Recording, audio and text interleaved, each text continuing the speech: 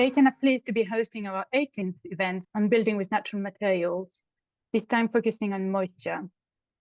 We've got some great people from across the industry presenting tonight, followed by a Q&A. Before we kick off, I'm sure most of you already know about ACAN, but for the benefit of others in the room, I will give you a brief introduction to who we are and what we do. ACAN is an open, voluntary network of individuals in the built environment industry. It started in 2019 with a vision for how we could work autonomously as a collective of individuals in order to make rapid decisions and respond quickly to the climate emergency. Our manifesto has three aims: decarbonize now, ecological regeneration, and cultural transformation. You can read a little bit more detail about this here and on the ACAN website. The address is on the slide here. Now to tonight's speakers. So we'll hear first from Gloria Lo from Oyster Design. She will introduce us to the behavior of moisture in buildings and its various impacts. Then we will have Toby Cambray. He will discuss moisture risk and internal wall insulation. And finally, we'll be joined by Florence Collier, who will walk us through a case study and discuss the importance of detailing and material specification. Now I'll hand over to my fellow coordinator, Anna, to introduce the speakers. Thanks, Aurore. Good evening, everyone. So the first speaker is Gloria Lo, otherwise known as Glo. Just to introduce her before she begins, Gloria is a dedicated architect with 20+ years in sustainable design. She's passionate about preserving built heritage and our planet. Her expertise lie in passive house and BREEAM principles, and currently she researches hygroscopic materials and indoor humidity. She inspires future architects advocating for climate literacy, building physics and material responsibility. Glo actively volunteers within ACAN, CEDA and the Royal Institute of Architects in Scotland, promoting sustainable practices and shaping future generations of architects. Thanks, Glo. Thank you, Anna. I'll share screen. Thank you for having me here tonight. It's a pleasure to be speaking to you all about something I'm really quite passionate about. Well, shall I say passionate or maybe curious? Probably both. I'm mostly here because of what I research, although I also teach architecture and technology research in the university. But tonight, particularly, I'm going to talk to you about moisture, about water, and how special it is. Maybe you haven't appreciated because water is such a common thing that everybody knows, that everybody touches every day and uses every day and drink every day, that you've not noticed how special it is. But managing moisture needs some understanding of moisture itself. And then you can think about what the dynamics are, and then think about what happens to materials when it meets moisture. So that, in part, was my initial curiosity about how materials handle moisture, making me ask questions about hygroscopicity. Called up lots of professors thinking they do know the answer. They didn't, and one of them invited me to find the answers with him, and he's now a really good mentor to me as well, Chris Hall. He's amazing and encouraging my curiosity to grow. So water, understanding that, how do we do that? There are obvious things about water, and there are less obvious things about water. I think you all know the water cycle. It happens to us, whether we like it or not. It rains on us, right? Evaporation happens, clouds appear, and we know, trees and grass and things drinks water, transpiration, river flows, there's groundwater, lakes. We see it all the time. But actually, the climate, geolocation, where you are in the world and all that, the orientation of your house, all these has effect on how much moisture you receive, what kind of weather system you're in, which direction your house faces, has an effect on how much moisture you have, what the humidity is, so whether it's liquid moisture or vapor moisture. And of course, there are solid mechanisms as well, freeze-thaw action, to name just one. But in this short presentation, I think I'll just keep to the liquid and vapor mechanisms, because to actually go through all of them will take longer than 15 minutes. So I'm sure you're all very aware that most materials come in 3 phases: solid, liquid, and vapor. Water is actually really special. Most materials are most dense in the solid phase. Water is not, actually. Water is most dense at 4 degrees, and it actually solidifies at 0. So, yeah, water is really quite special. It has very, very special properties that a lot of people overlook because it's such a common substance. So going straight into the liquid mechanisms, we know that it flows, obviously, it rains. We try to capture water in gutters, for example. It flows with gravity. There's wind-driven rain effects, so water can hit with larger forces than the droplets itself. Groundwater and surface water flows, and it can have hydrostatic pressure. The deeper it goes, so if you have a swimming pool, there's obviously greater pressure at the bottom.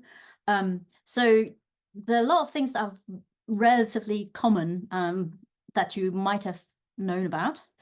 But then on the material side, which is what we're talking about, how moisture interact with material, there's sorptivity and absorption. So I'll further clarify that later as well, the difference between absorption and adsorption with the D. But sorptivity is the characteristic that materials have to intake water. How fast it goes is the sorptivity, and it's sort of defined what we call by the sharp front. So if you see water being sucked into the material where the wet line is, that's what we call the sharp front in science. And that is the same whichever direction it goes, whether it's from outside of the wall, the leaf of the wall and going inwards, or whether it's going from bottom up if you've got groundwater pressure pushing it up.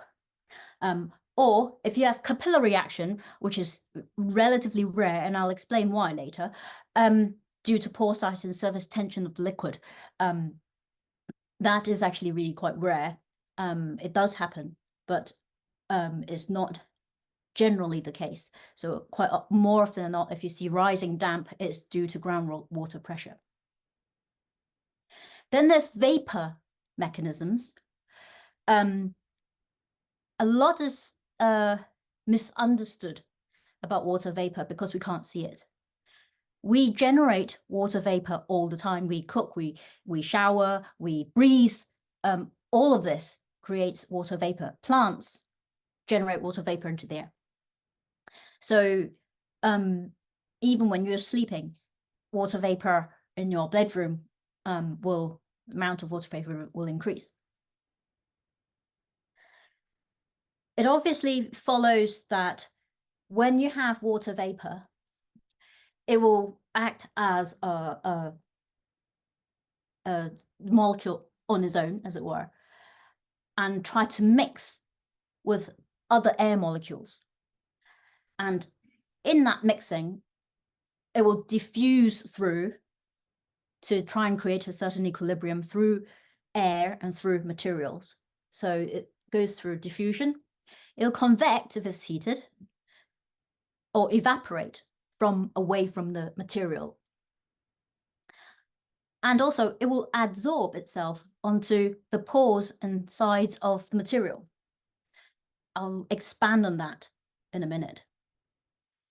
But relating to these materials, the basic properties of the materials is its permeability and porosity. So porosity just means the amount of holes in a material. related to its density. Okay. However, if you think about these holes, it doesn't necessarily need to connect, right? Aerated concrete can have pockets of pores that doesn't connect to the outside, just holes within the material. So that porosity doesn't necessarily translate to permeability. So if you imagine permeability, it's like a minuscule ant trying to crawl through the material. And that ant can reach all connected networks of pores all the way to the other side. That's a path of permeability. So unconnected pores will not be on that path. So although it is true mostly to say that porous materials are more permeable, it's not necessarily always the case. And then we'll try to relate that to the hygroscopicity of the material. What that means is hygro, I think I'll talk about that in a little bit more detail later as well, is the water vapor form of water vapor, whereas hydro with a D is the liquid water normally in English, how it's sort of defined. And when we say that, we mean whether the material is likely to want to adsorb on the surface the water vapor. So those are the kind of mechanisms and terminology that we'll have to deal with, and we'll have to think about it in a little bit more detail in a moment. In the air, click, there's this relationship between the holding capacity and temperature. As you all know, when moist air rises, it forms clouds high in the sky because it cools down and then condenses, right, and forms rain. So it's the same principle that applies even inside a home or outside in your garden, doesn't matter.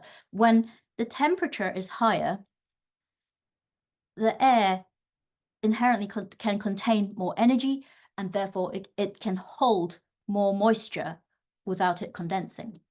And when it does condense, it's where we call the dew point, the temperature at which it condenses. So this very, very special molecule, I think everybody knows is called H2O, right? It's actually tiny thing, 2.75 angstroms, depending which way across you actually measure it from, 2.75 to 2.82 angstroms, so 10 to the minus 10. It's bipolar, as minus on one side and plus on the other side, so it's very attractive to most other chemicals. And it travels at a very, very high speed at most temperatures that we can't normally experience in natural atmosphere. So at 20 degrees, it goes at about 585 meters per second. Water vapor is less dense than air. That's why when you boil something, you see water vapor rising, not only just because it's hot, which it is, but also just in itself is a tiny, light, very, very light, very small molecule, one of the smallest, in fact. So given that, the angle of the two hydrogens actually also move, so it's not always stable. You can almost imagine it like a bumblebee. It's got these wings flapping. It's got this internal energy, and its kinetic energy related to the temperature is very high. So not only if it is moving, whizzing past very, very quickly, it's flapping its wings. So when you actually talk about interaction of this H2O bumblebee going across, trying to interact with the surface and subsurface of the wall materials, and I say subsurface specifically because when we talk about water vapor, and when we talk about how fast it goes and what it actually does. On the micro scale, so in the macro scale, on the building scale, my mechanical engineering supervisor would tell me, oh, on the surface of the wall, that's adsorption. And as soon as it goes inside the wall, it's absorption with a B. Now, my physical chemistry and material science supervisor would disagree. When you look at the micro scale, which is this SEM image here is of clayboard, basically everything is vast in comparison to the water molecule. The tiniest hole here is several football stadiums, including its car parks, big to a water molecule, right? So it's the scale at which molecules operate is, you know, basically your wall is mostly emptiness.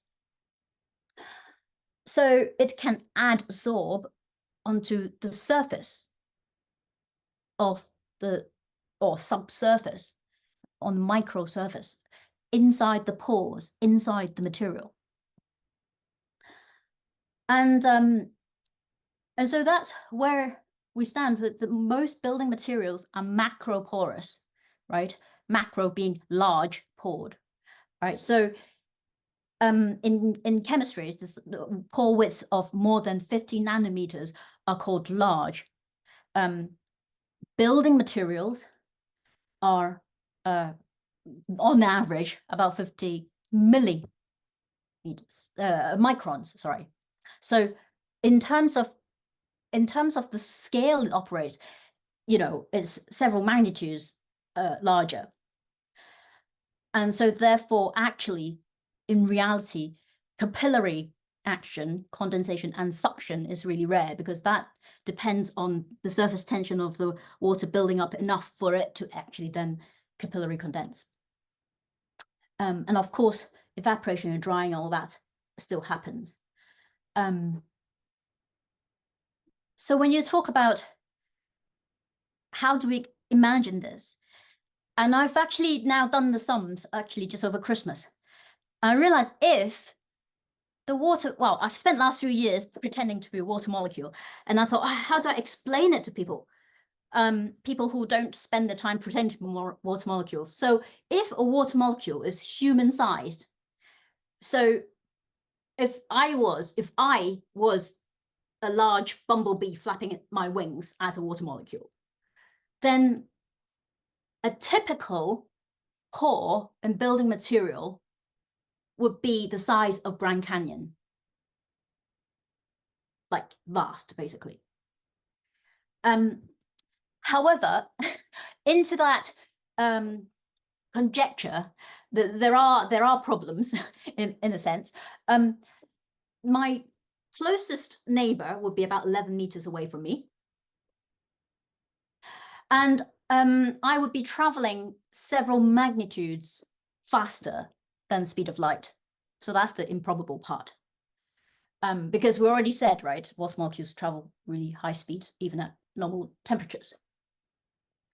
And what will happen in this Grand Canyon is that there'll be double Earth's population, all pretending to be bumblebees, flying around and bumping into each other every 223 meters we travel. Oh, into each other or to the side of the canyon anyway. So despite its vastness, there's so many of us that we're bumping into each other every 0.12 nanoseconds. So this pinballing effect is almost unimaginable and unimaginably dynamic. And the scale is pretty mind-blowing. So this book is my mentor, Chris Hall, who's a retired professor emeritus from Edinburgh, and Bill Hoff wrote. And for anybody engineering inclined, it's a very solid book that describes water transport from basics upwards. So all the permeability and everything, giving very good examples, calculated, you know, examples of water transport. one of the things that I had the pleasure of influencing their 3rd edition, after having read the 2nd one as my Bible for my PhD, was thoughts on moisture state of a cavity wall. Because one of the things I have been spending my architectural life in doing, looking at in conservation, looking after existing buildings, is that I have had a number of properties that is suffering from retrofilled cavities.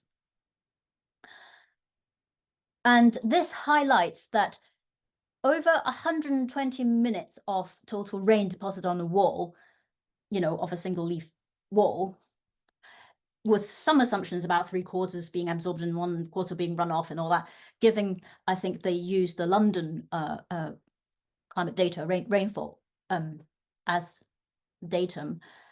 The internal surface will establish a relative humidity of 100%. And this, of course, is then in contact with the air in the cavity.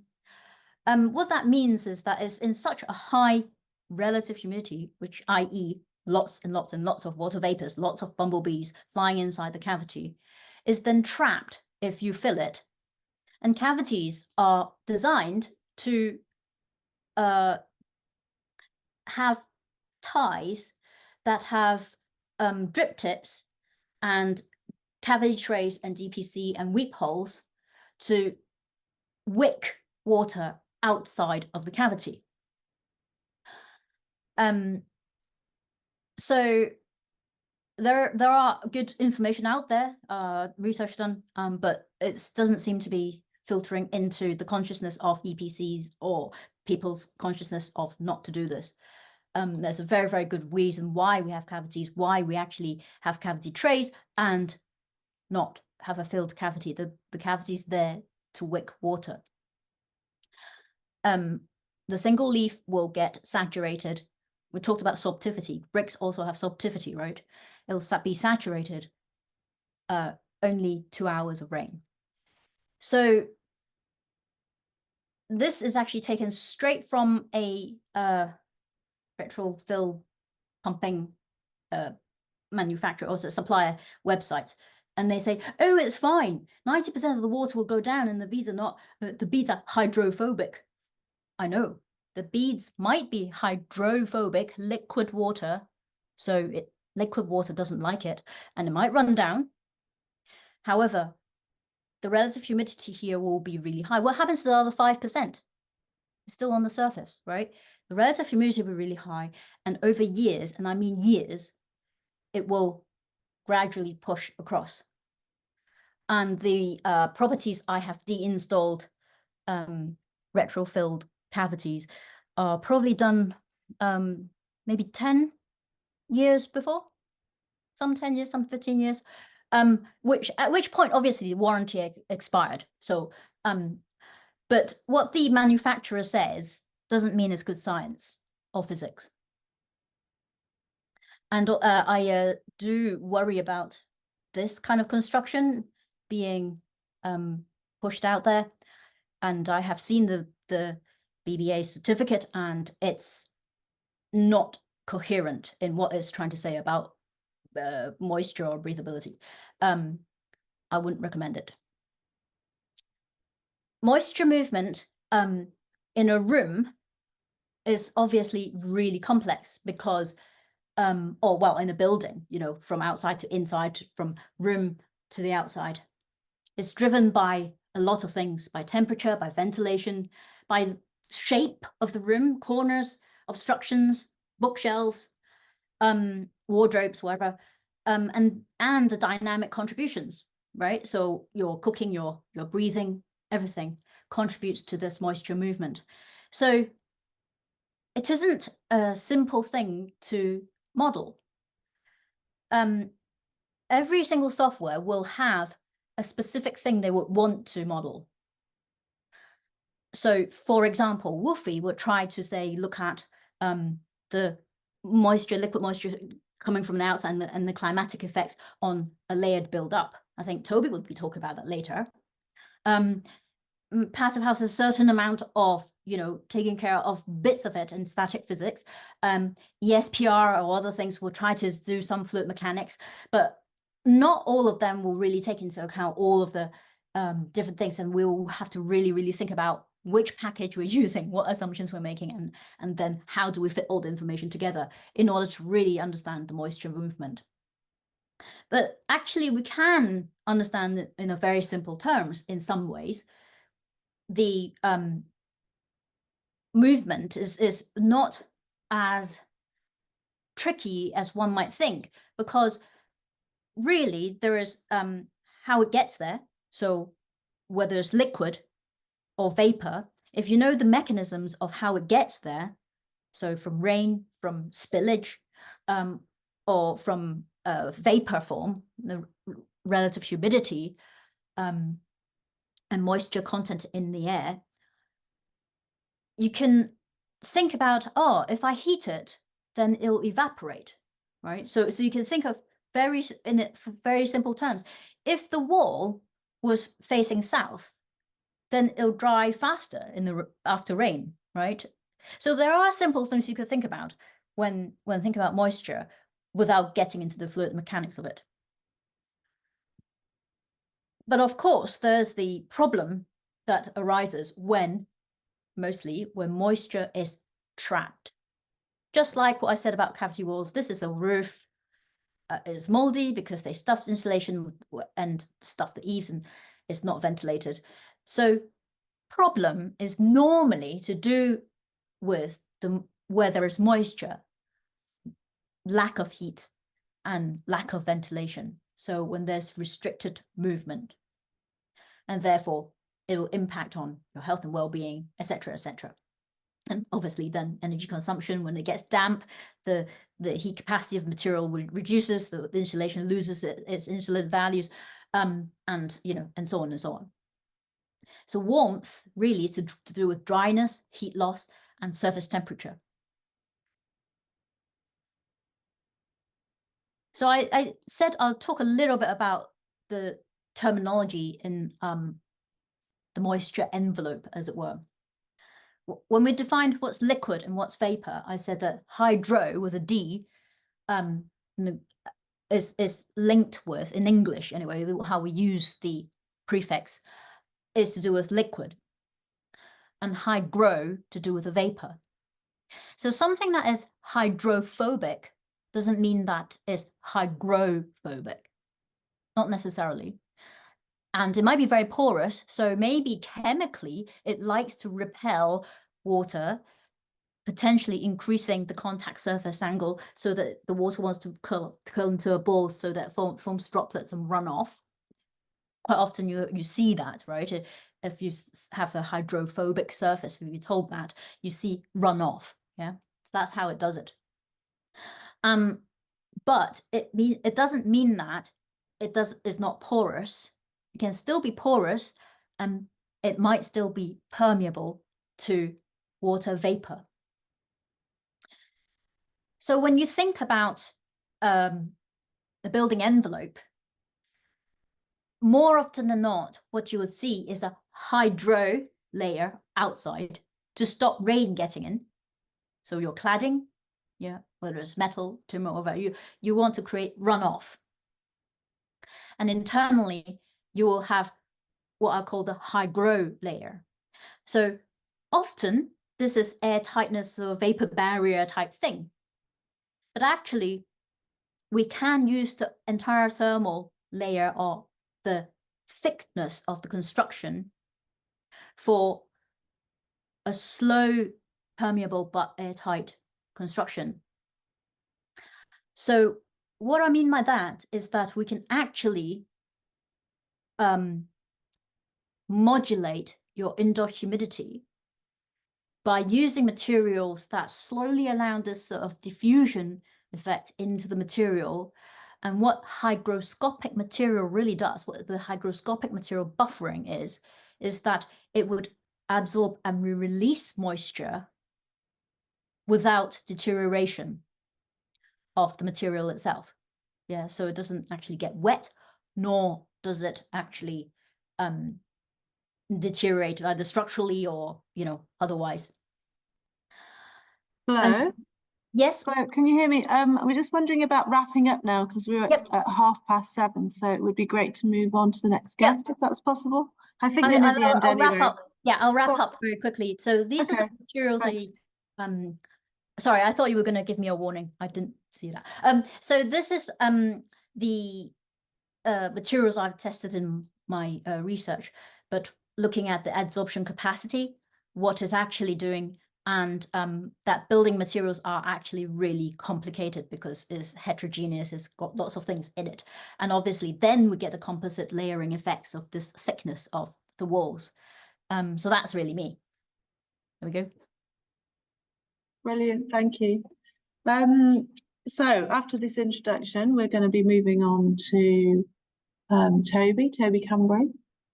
Toby's a founding director and leads the building physics service at Greengage.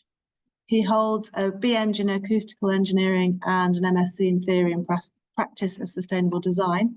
He's experienced with a variety of tools for assessing whole building energy efficiency, component performance and moisture risk assessment. He is a member of the Technical Working Group 1, which is modelling and monitoring for the Centre of Moisture in Buildings, and is a regular guest lecturer at UE. So over to Toby. Thanks very much, Anna. Yes, let me remind myself how to do this again. Share. Good. I hope everyone can see that. Toby, do you want me to give you a 15-minute kind of warning, or are you okay? It's now, isn't it? I'll just try and get. I think it should be about 15 minutes. Okay, cool. So Brilliant. yeah. Thanks. I'll try and look at that Laura now. Good. So I've got a couple of things I'm going to speak about today. So first about thermal bridging, ventilation and moisture, and how those kind of things interact, and a bit about how we're typically using natural materials in IWI, this being the Natural Materials Group, and sort of a little bit about the physics of how that works, building on what Gloria was talking about. There's a key concept that's sort of widely used in the industry, is, or at least somewhat widely, is this thing called the FRSI value, and that's what we call the internal surface resistance factor, and that tells us something about how warm the internal surfaces of a structure might be.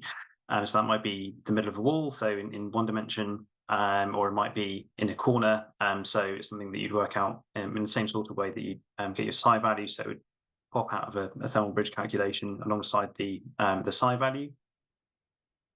And it's this ratio between the temperature of the surface with respect to the temperature of the air inside the room. So you're always going to have a slight decrease in the surface temperature relative to the air in a room, because the wall's losing a bit of heat, and hopefully fairly intuitively, the better insulated that wall is, the less that sort of decrease is going to be. And it turns out this is really important in terms of moisture, because we can use that to indicate the risk of mold growth, which we're obviously trying to avoid most of the time. So every project is going to have an FRSI limit, so the coolest the surface is allowed to be, effectively, and then we've got an FRSI value for each part of the internal surface of our building. And so we've got this criterion that we need to meet, and then the actual performance of each of the parts of our building. So the next sort of piece of the puzzle here is our moisture generation rate. And we typically ventilate to remove water vapor, which is released from showering and breathing and cooking and all these kinds of things.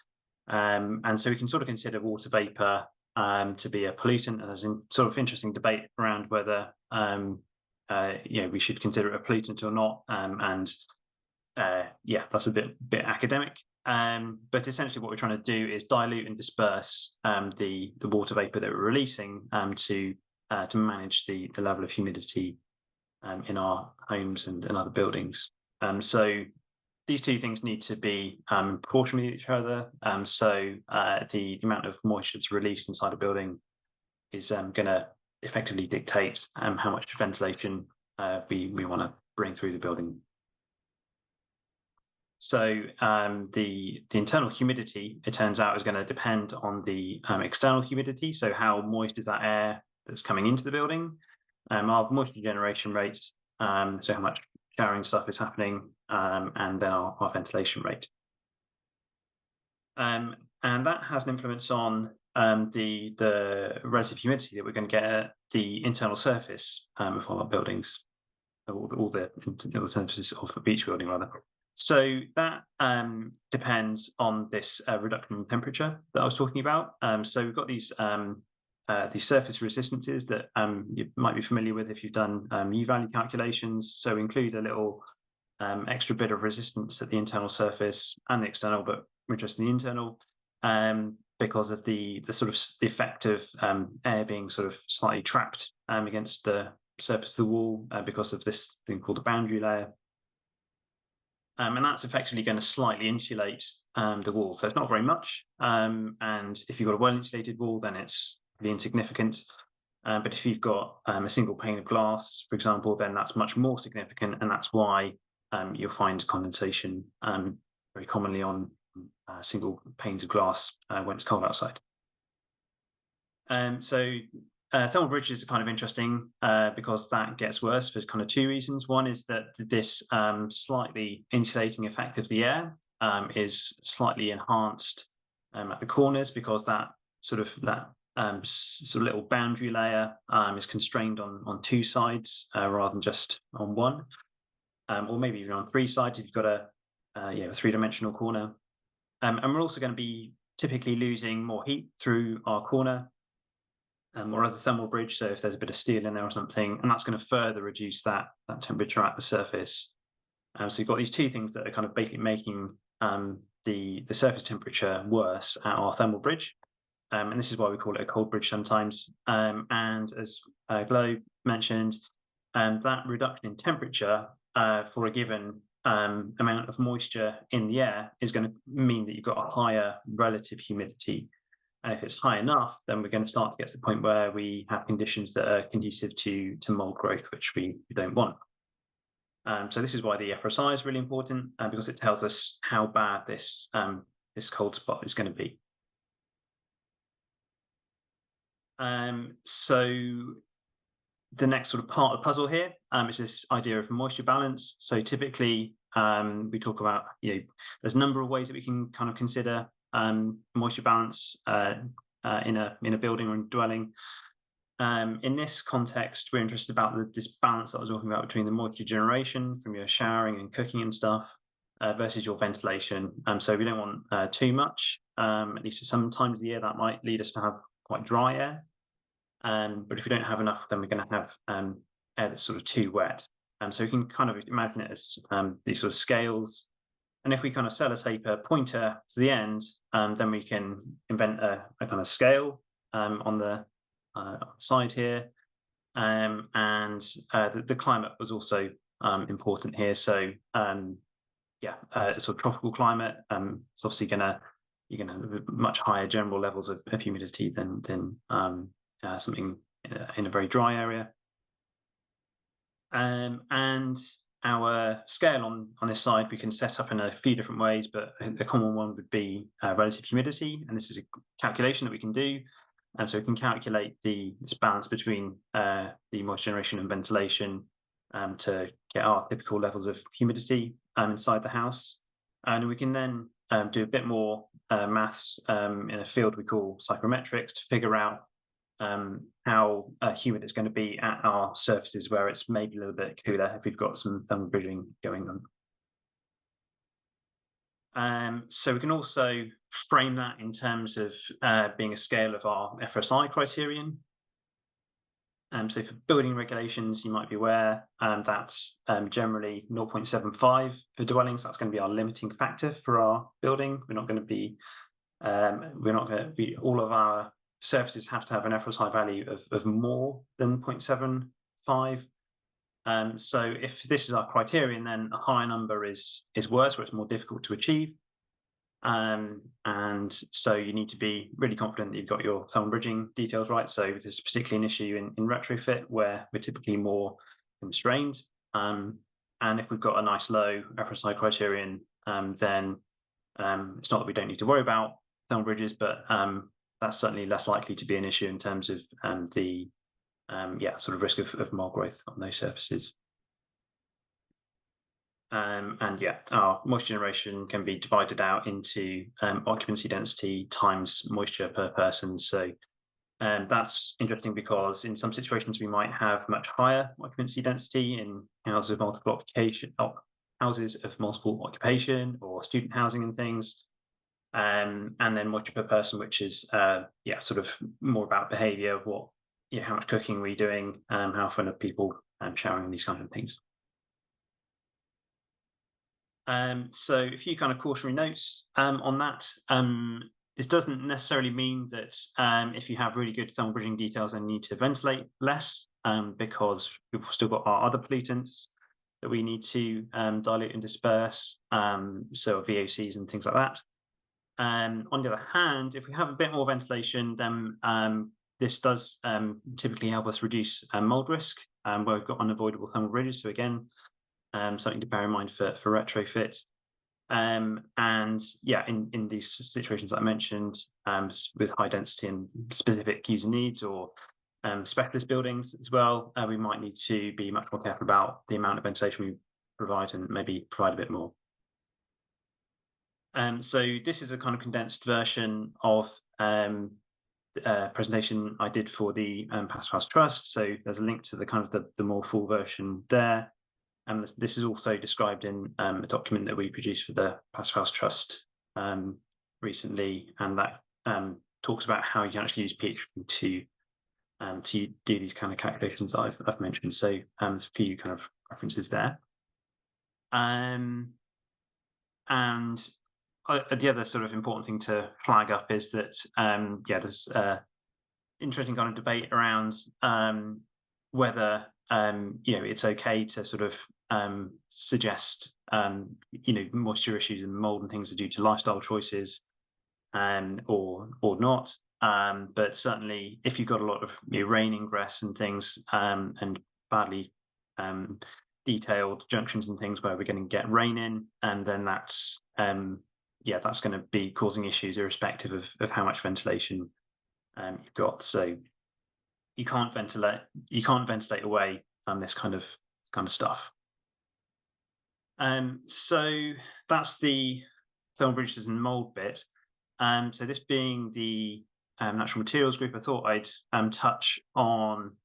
My numbers have gone a bit awry there. I thought I'd touch on the way internal wall insulation systems kind of work, because a lot of those are sort of made with natural materials, and so this hopefully starts to kind of build upon the theory that Glo was talking about, and this applies to sort of capillary active systems, so things like wood fiber and diathanite, and other sort of natural material like that. But so yeah, dense wood fiber is really common internal wall insulation material, and the physics of that is kind of interesting. So these are typically vapor open, at least to some extent.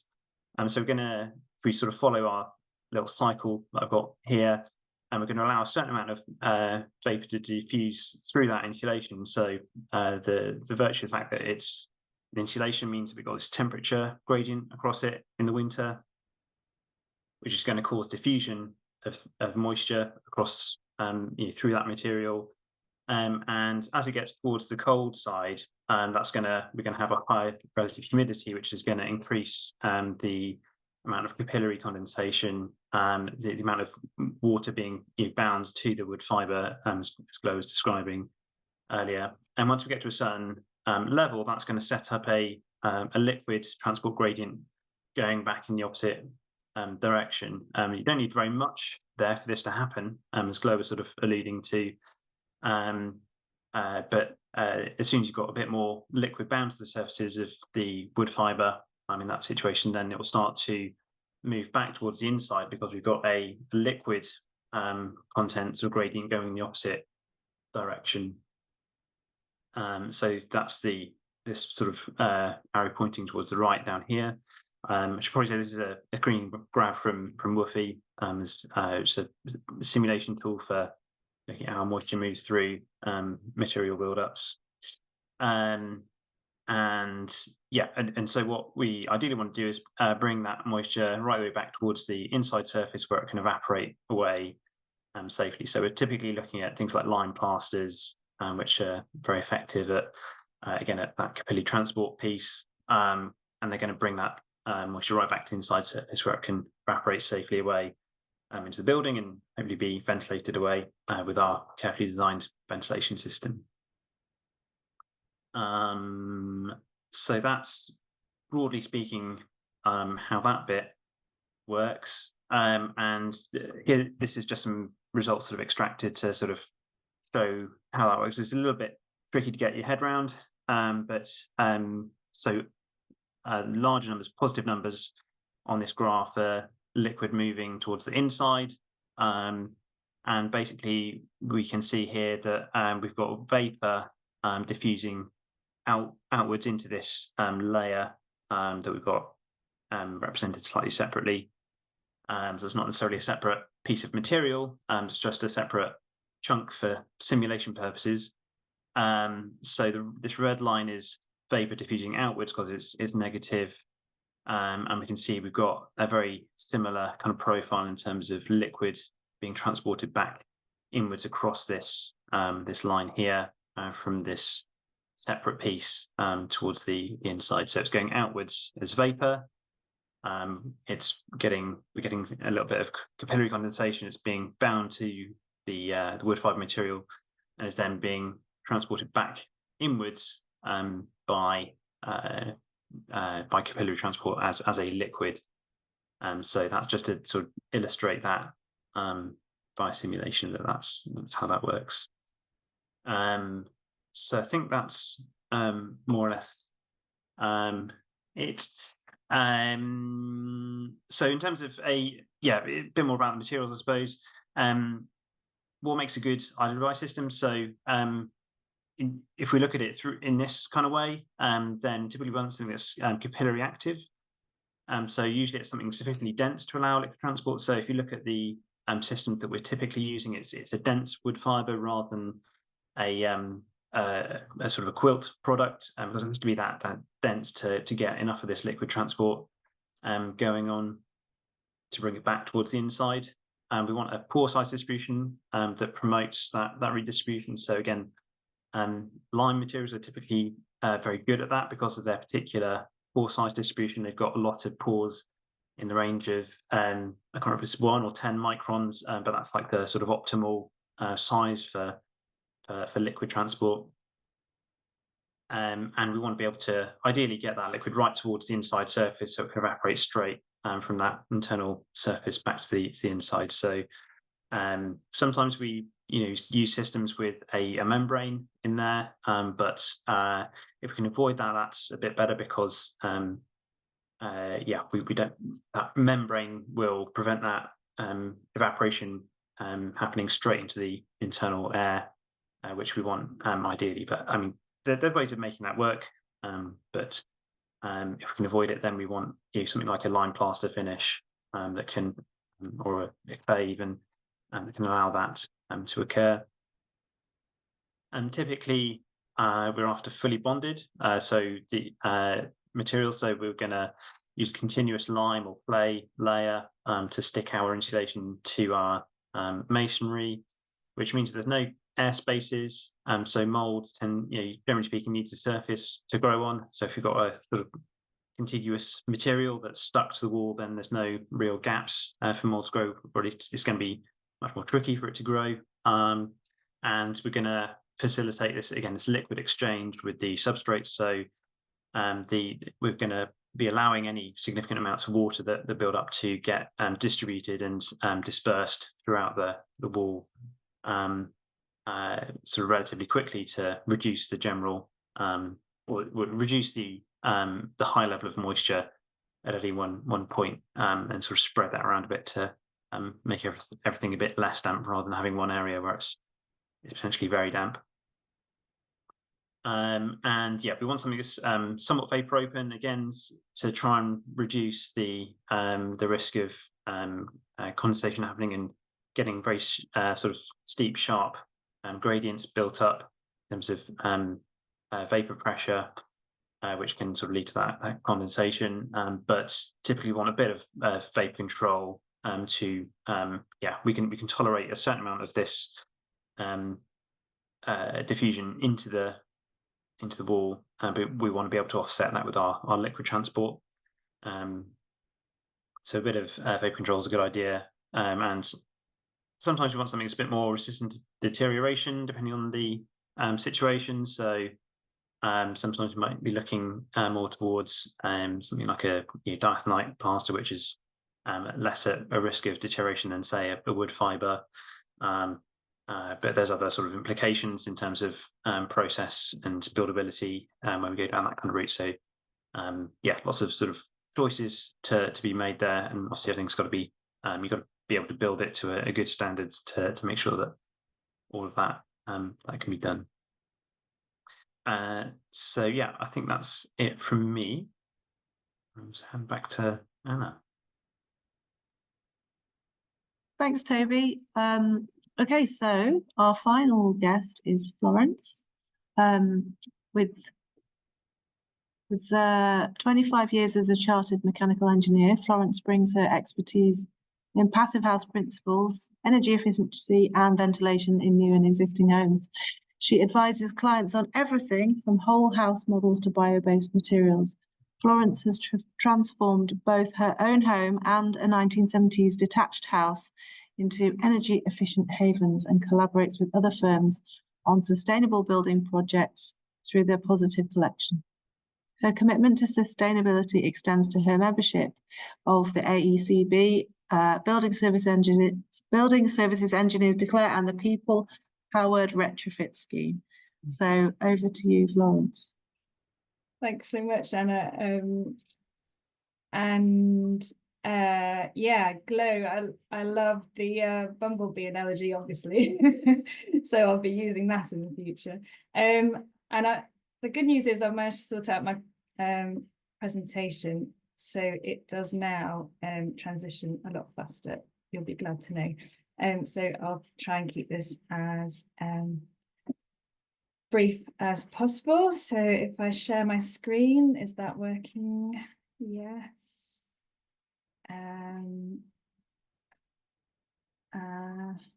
What is it? Yes. Okay. So yeah, this is sorry, my view is a little bit annoying. There we go. So this is the house that I'm going to take you through. It happens to be my house and Humblebee headquarters. It's been a project that's at least 5 years in the making, I guess, from concept, and it was following the passive house course that we decided to try and benefit this as much as possible.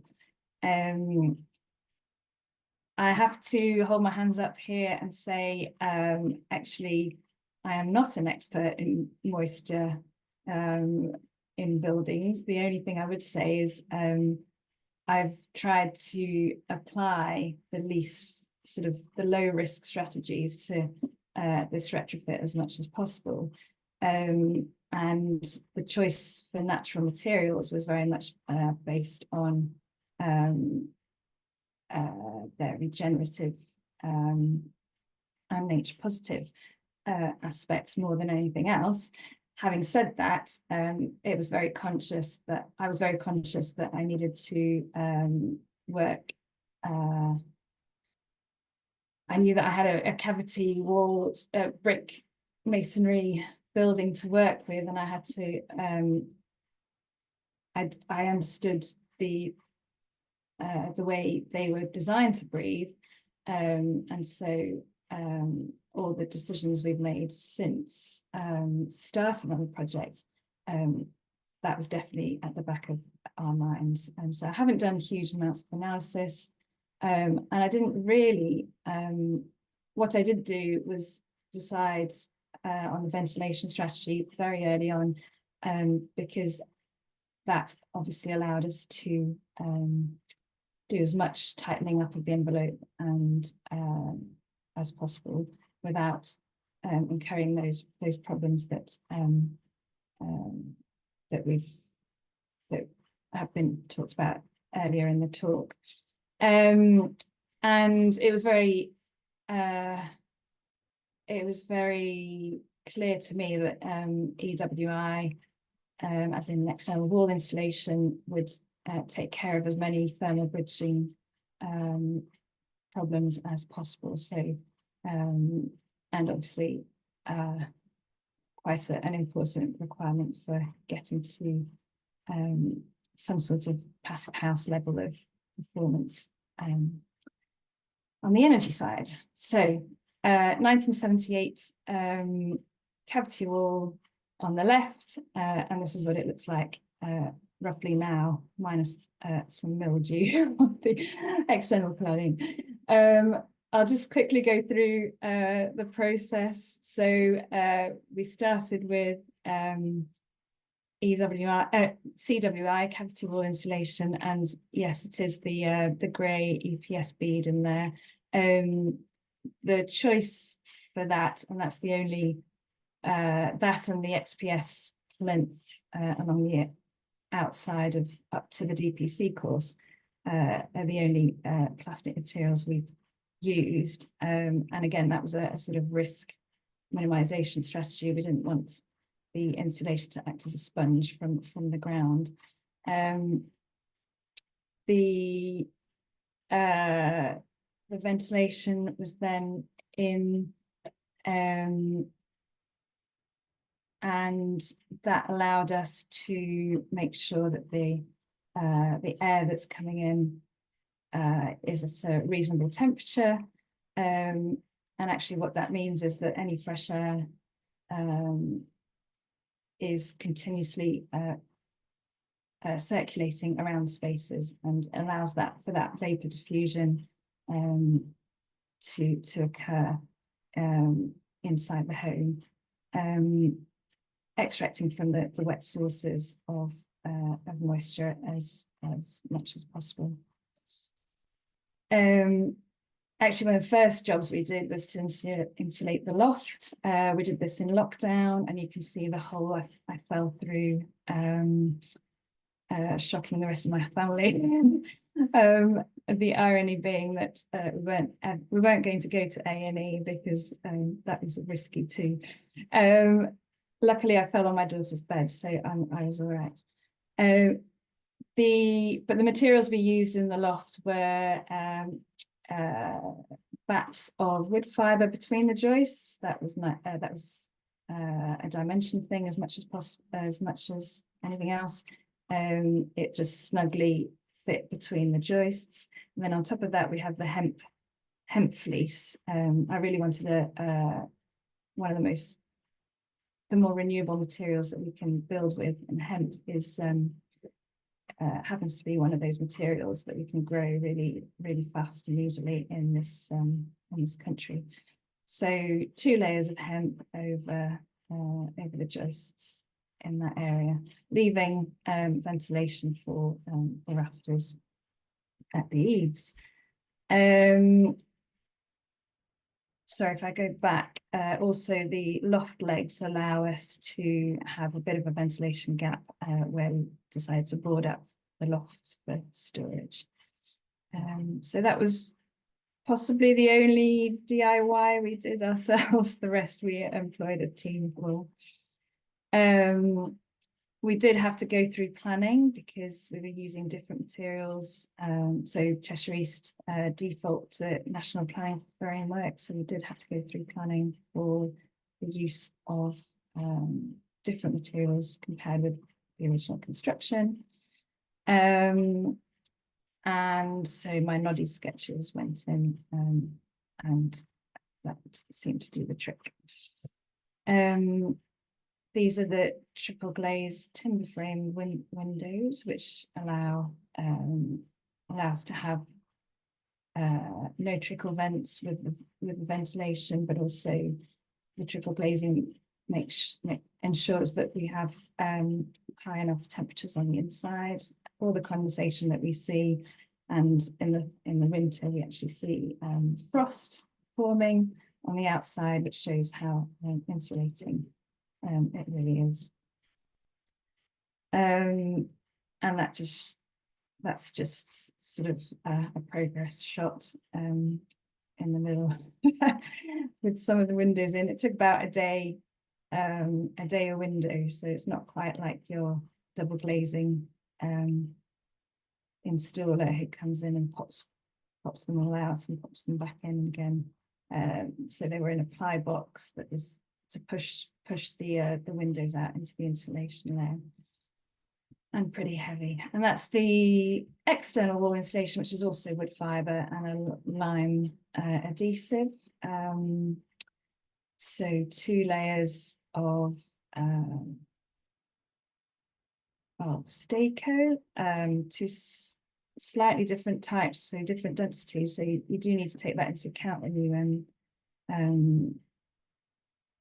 you work out the U values. But again, so you can see the plastic plinth there. That was to avoid moisture, and it went down.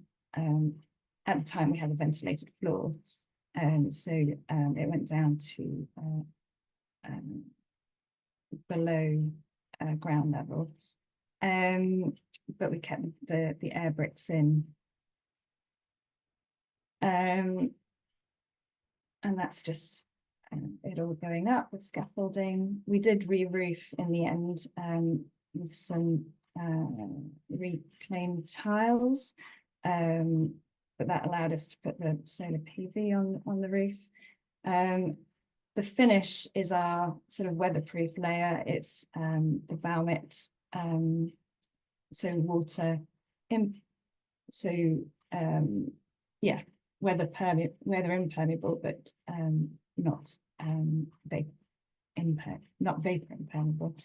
And there's a sort of weatherproof membrane behind the cedar cladding there, which gives the weatherproofing. So that was the finished. That was the finished phase 1, and our biggest, well, my biggest headache was what to do with the floor, because I didn't want to use concrete, and I didn't want to use plastic materials. And yet, if I was going to just insulate the floor joists, I knew that I wouldn't necessarily get the U values that I was looking for. So it did take us a while to come to the conclusion, but Jeffrey Hart tweeted about earth floors, and we thought, yes, that's it. Anyone who has children, school-aged children, will know what a woggle is, what a good one looks like. This is not my detail, and I'd like to thank Jana for this detail. This is how you would detail the floor and the perimeter if you were doing this as a new build. And essentially you've got your geotextile membrane, which wraps around some geocell, which is foam glass aggregate, compacted earth, and then the earth floor on top. And what this allows, this is, this does allow, so the geocell is non-capillary, and there is sort of moisture movement on the internal aspect. With the cavity wall, there is continuity between sort of DPC and the geotextile here. If you have radon, you do need a DPC, but not necessarily with a dry ground. This is our detail in the end. And sorry that it's reversed, the internal and external, so outside is on the right hand side. CDB meaning could do better, possibly. So that was something that we might have not studied in great detail, but having said that, I've studied the risk profile of the building and I think it will be okay. And essentially there was an existing damp-proof course in the cavity wall that was at that floor level there. And that's where the XPS plinth insulation and external gravel base goes up to. On the inside, we have a pard coat.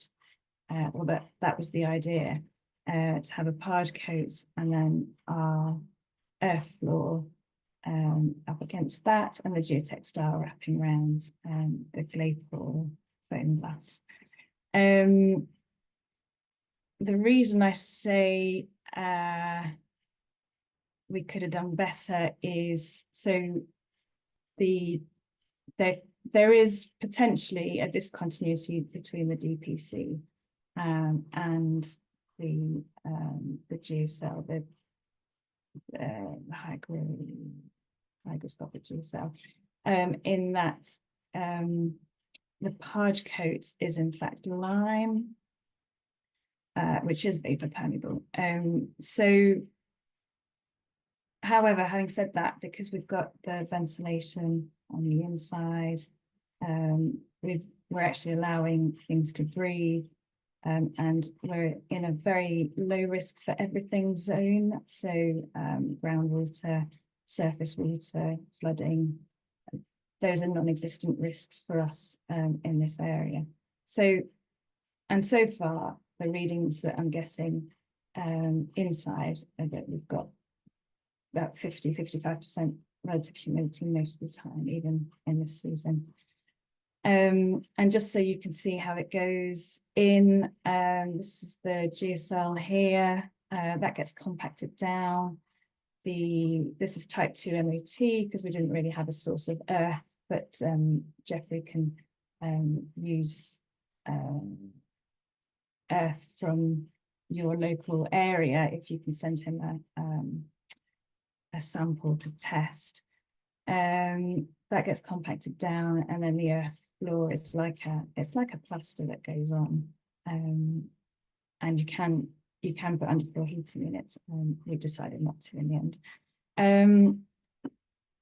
The only issue with that is drying times, and so they had these massive fans in there, and also our mechanical ventilation system hasn't quite recovered, we don't think. We did change the filters and they were caked in earth. Had a nice little patty there. But I think we've suffered a little bit of heat exchange drops, so we may well have clogged up some of the heat exchanger. I'm in conversation with airflow developments at the moment about what to do about that. And this is the floor before it was waxed and oiled, and this is the internal finish now. So we're really quite pleased with the results. But yes, drying times is something to look out for. I'm not sure how I've done for time, but yes, I'm sure there's loads we can go on to in the Q&A. So hopefully that's given you a bit of a whistle-stop tour of how we approach moisture in our building. Right. Fantastic. Thank you very much, Florence. Can you all hear me okay? I think so, yes, I got a thumbs up. Great. Yeah, thanks all three of you. That was really great. I just about kept up with all of that. Right, I am going to be taking, giving you guys some cues and hopefully getting some aids back. So I've got a little collection here from the chat, and so anyone else feel free to add anything now, and we'll put it onto this form here. So first of all, Glow, we've got some for you. First question, is there a source of genuinely good details that we should be using over some of the stuff that we've seen that you presented that were very much not that?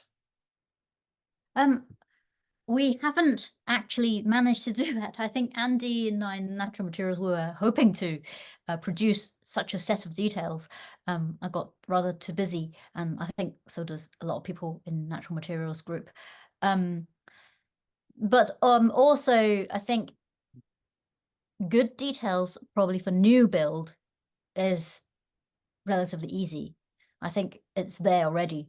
There's a lot of good you know, permeable building material construction out there using wood fiber or hemp, you know, straw, all that sort of stuff, natural material standalone designs that various people, straw works, and you know, all the other previous natural materials people presented. For new builds is really easy. For retrofit is harder. Especially, you know, like what Toby was saying, in internal wall insulation is very, very hard to assess. It's not, you know, it's not like a yes, no question. Where is it based? What kind of existing wall construction? So I guess there isn't a single yes or no, right or wrong, easily available, and you just have to sort of assess it on case by case basis. Yeah, so where it's single construction, or how do you call it? So like from scratch, if you are actually designing a new building, there are actually a lot of good details that do work, both thermally and moisture wise. Yeah, so that's okay. not so hard to find. Yeah. So actually, do you want me to just go through the other questions, or? Oh, if you've got the questions there, well, so yeah, I mean, I'll just quickly read that out. So, I mean, it just leads on to the question: are natural materials better for moisture management in construction? So not necessarily. I think it's a really good question, because it was the last slide that I kind of skimmed over very quickly. So when you test materials, I don't know if I'm sort of allowed to sort of show you what the things I actually did want to share with you, was that if you test all these things, these plaster, these paints, and you know, I've got wood fiber and clay boards and normal gypsum plasterboards and things, the adsorption capacity of each material often is based on the specific surface area. What I mean is how much pore surface area in the material there is, not just your wall surface area, right? So the amount of part of the Grand Canyon that you can see, right? So the smaller the molecules of the material it has, the more surface area it's got. So if you imagine you go into a ball pit, if the balls are big, then collectively all the balls in the ball pit will have less surface area than if the balls are tiny ping pong balls. So that is what drives specific surface area, and therefore the amount of surface that is available for adsorption. So we know that clay has a very small particles, so it's got a large specific surface area. However, a lot of clay, what we call clay plasters, actually is mostly sand. So I only discovered that because I did my experiments, right? So it's not necessarily the case when you say, well, what will absorb more? So fibers, cellulose, on the other hand, they swell. So not dimensionally unstably swell. You know, if you talk to a structural engineer, they're not going to worry about your wood fiber insulation, you know, or your straw, even if it's structural. They swell in a way that they actually, as more layers of water molecules get adsorbed on the surface, they swell to take on even more. So their surface area actually increases as relative humidity increases. So you can say that they are really good, but there are other materials that, you know, is actually quite comparable. So like sand, lime, and all that, they don't actually vary that much. Yes, they vary a little bit. But most construction materials are so heterogeneous that it's really just very hard to say, well, this is better than that. And a lot of, I wouldn't say it's mislabeled, because I think, so a lot of the clay plasters, you can still make the Becky Little sausage. I don't know if have you done CPD with Becky Little? So you make clay sausages to test how clayey the thing is. But actually, most earth materials are mostly sand rather than clay. So although you call it clay plaster or clay wherever, it's not necessarily that it will definitely take more moisture. So there are lots of different types of natural materials. Sand is natural, right? Lime is natural. They all have different characteristics. So you can't just say natural materials perform better. That's not necessarily the case. Actually, bricks are quite sorptive. Concrete is quite sorptive. So yeah, I think you can't just sort of say, yeah, right, just natural material. Definitely not. Well, okay, so bringing it to a more specific, next on our little list here is Florence's floor detail. Well, with the full fill cavity insulation, in fact, but with the external wall insulation. Do you have any thoughts on that detail and foundation detail as well? There. Well, that's from fine. A moisture point of view. Yeah. Yeah, that's fine, because you've got your hydro layer outside. So the water is not actually getting in to cause the problem. The problem, what I have illustrated as a problem, being that you've got this layer of brick alone as the cladding, and water's getting through that into the cavity where it's supposed to drain. What Florence has done is put another layer on top of that, so that all the rain runoff is taken by the cladding and the membrane on the outside. So liquid water isn't even getting to the inside of that. So it's a different scenario altogether. Right. Okay. There was a good question though, which would follow on from that, which is if you had to leave a period of time between doing this cavity wall insulation and the EWI. Yeah, I think that's our next question. Oh yeah. Yeah, so shall we do that? So how long do you think it might take to be safe to leave in between filling a cavity in a 1930s semi with EPS and putting natural external wall insulation on later? So in brackets, to allow more finance to build up while making energy savings, for instance. I appreciate this is difficult to gauge without seeing the building, but a rough idea would be great. Are we talking months or years? Safe to leave a building with EPS filled cavity? Well, personally, I won't, because once the wall is wet, you don't. There is very little chance for it to wick. What I would do is save up enough to do the external first, and then pump in from the inside. That way around. Yeah. Whoops. Get your hydrothermic protection Get your raincoat instances. on first. Get your Yeah. raincoat on first, and then deal with the inside later. Fantastic. Okay, next one. When considering wood fiber wall build-ups in a retrofit, is a service void a bad idea due to moisture management? No, I don't think that is. I think the wood fiber actually would probably survive quite a lot. It's one of the most hygroscopic materials I've tested anyway, i.e. sort of it absorbs and release moisture quite readily. I think especially if it's allowed to ventilate, allow permeability, then it should be okay.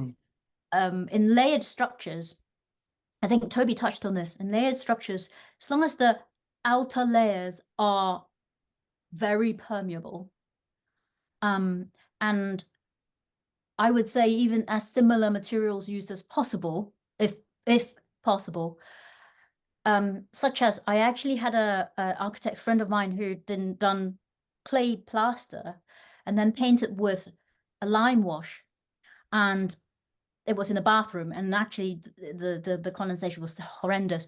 And what I think is happening now with my new understanding of materials is that there's pore blocking. So lime is like really fine substance that's actually going into the pores of between the sand particles.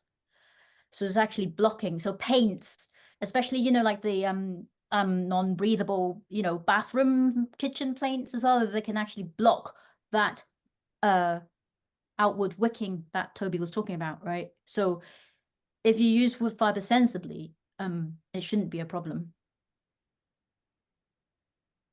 Yeah. Okay. Toby, sorry, this has all been very. They've been grouped, these questions, but Toby, I'm pretty sure you'd have something to comment on that. So when considering wood fiber build-ups, service void a bad idea due to moisture movement? I mean, yeah. So I think I've put something in the chat. Not at all. So yeah, that's something that we've certainly detailed in the past. So in that situation, if you had, say, a lime plaster on the internal, so you still need something on the wood fiber. Typically, I mean, this is the thing. It sort of depends. And going back to the question, actually, I had a thought on the question about natural materials. Are they better? And the key thing in all of this is to think about systems rather than individual components, individual materials. There's no silver bullet. Just, you know, there's no magic material. You've got to look at all of these things working together or not working together, and to understand how that system of materials that we call a wall or a roof, in its context of the weather and the internal conditions and everything all works together. So yeah, you could you know, have situations where yeah, sort of a layer of Celotex or something like that works perfectly fine because of the particular context. So that's a thing. So back to the point about the service voids. That's something that you can do. You typically want something on the inside that's going to give you some air tightness, and as I mentioned, a little bit of vapor control. So just something with a bit slightly higher vapor resistance than wood fiber is often a good idea. Sometimes you can get away without that. But yeah, in that situation, you're going to get evaporation off into the service void, and that's going to diffuse out into the occupied space or convect through the sockets and things without too much difficulty. So I wouldn't be too concerned about that. Yeah. I mean, this next question, I think, I mean, you more or less given the answer to it there, but so some of the natural internal wall systems out there seem to contradict some of the principles you mentioned, such as the Unity lime system that has OSB bonded to the wood fiber, and the back to earth systems that use membranes and battens, like you just described. Do you think these systems are inherently more risky than using simply wood fiber and lime, or is it just a different approach that's not necessarily more risky? I mean, yeah, exactly. I think again, I've tried to put something in the chat there. It's you've got to think about the system. Some of these other things. You know, I showed one example there. There are definitely other ways of doing this, and there are ways that we know work very well, like the thinner layers of wood fiber. Like I think Debbie was asking about. You know, particularly in the less exposed region of the UK. Yeah, there's a lot of sort of case study information out there already to show that works fine. If you're pushing the envelope sort of literally and metaphorically, and yeah, maybe you're in a more exposed area, or it's you know, an unusual type of wall buildup, or something like that, you know, post-war kind of system build or something like then yeah, you need to be a bit more careful, and you might need to do something a little bit more out of the usual kind of scope of things. But these kind of thinner layers of wood fibre and thinner layers of diathanite and things are things that we know that work well. So yeah, there's lots of different ways of doing this, and I was just talking about one as an example. Yeah, absolutely.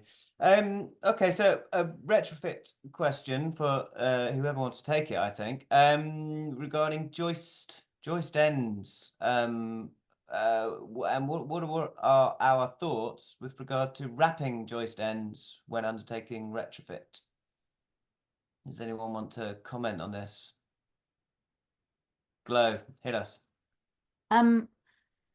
If it's not already damaged, I would take a cut and then use joist hangers.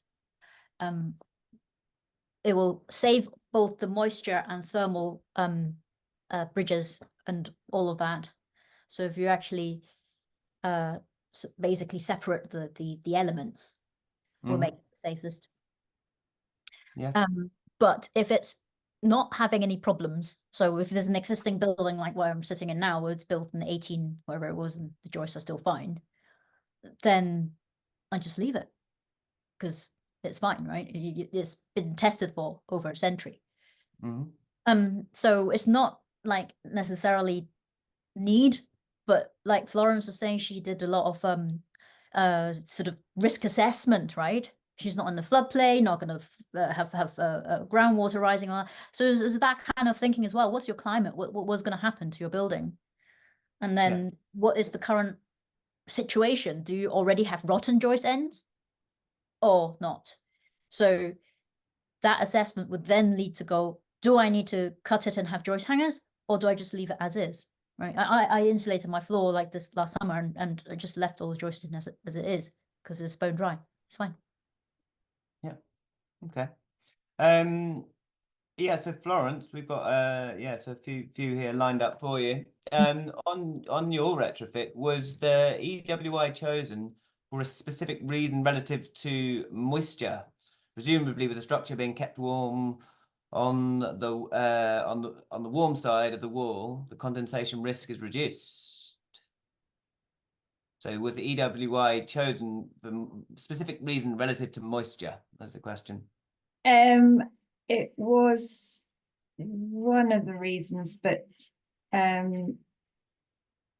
didn't put a huge amount of thought into it. I just knew that would be the least risky. You know, if I had bad workmanship, or I needed to do holes in the wall in the future or whatever it was, I knew that there were issues with more plastic insulation on the external walls than anything else.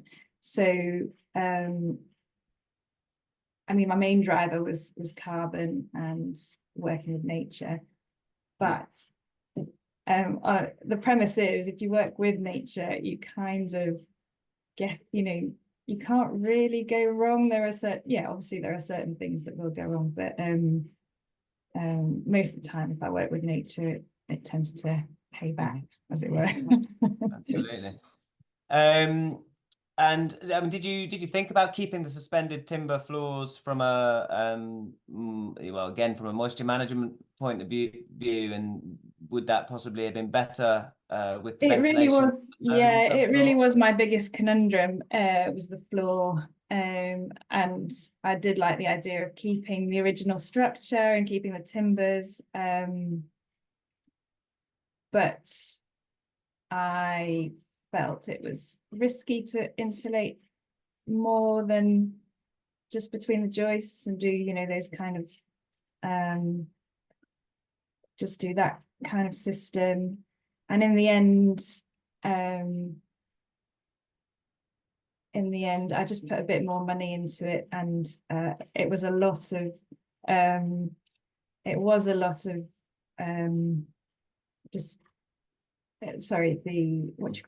disturbance.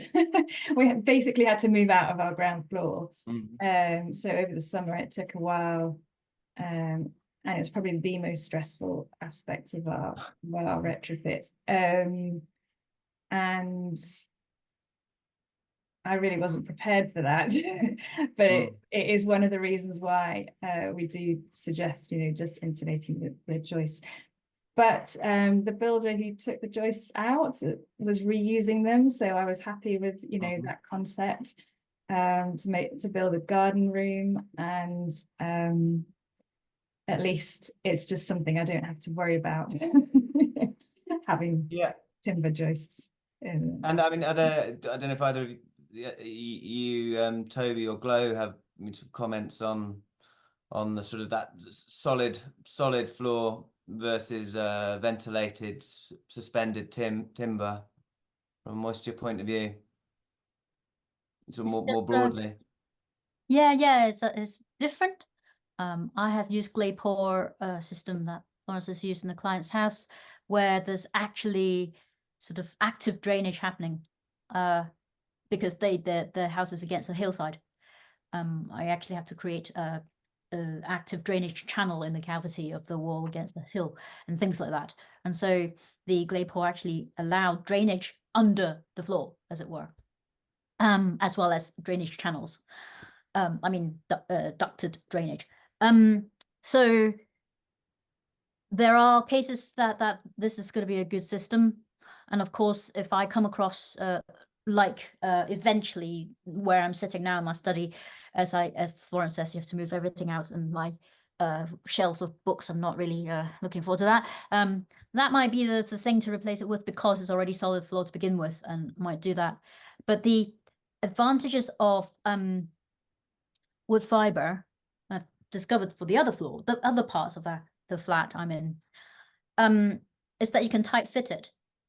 EPS or whatever other plastic insulation, you can try to cut to size-ish, but it can't be tight fitted. Timber is slightly squishy, so what you can do is cut it slightly large and squidge it in. And I have now got data, air tightness tested at the floors. I know I've got other leaky bits, but if we minus those bits and compare just the different floors I've done in different rooms, I've tested each room individually, because I haven't got solemn depth to do the same amount of insulation in all the places of the house.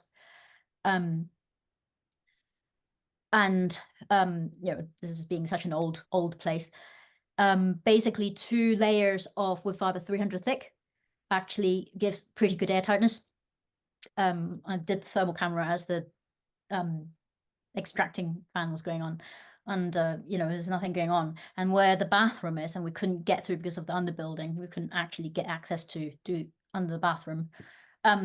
Literally, and it was plied and everything, plied and with a normal skim to try to get all the things flat to do the lino, done by previous people. It's just thing there.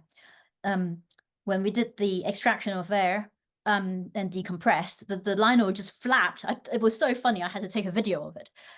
So clearly, just by tight fitting the wood fiber between joists, actually not just provide the thermal capacity, but also air tightness. So that was very interesting. So I think because it's quite hygroscopic, it will also allow the breathing of the joists and things like that. So I've not actually, sealed it in any way, shape or form. So the underfloor is still vented. So I just took a different approach. Florence, I probably don't meet as good a U value as yours or whatever, but it's what I can do given the existing situation.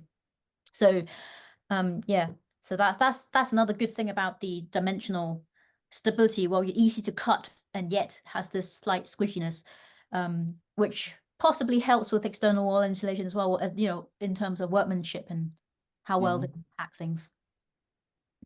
Okay, moving on.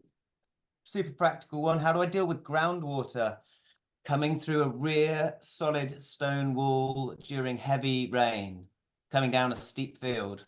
French drain laid an open trench, hoping to use diathanite internally and possibly an earth floor. Will lime point outside, but don't want to use tanking as the wall will not be able to breathe. Who wants to have a go on that one?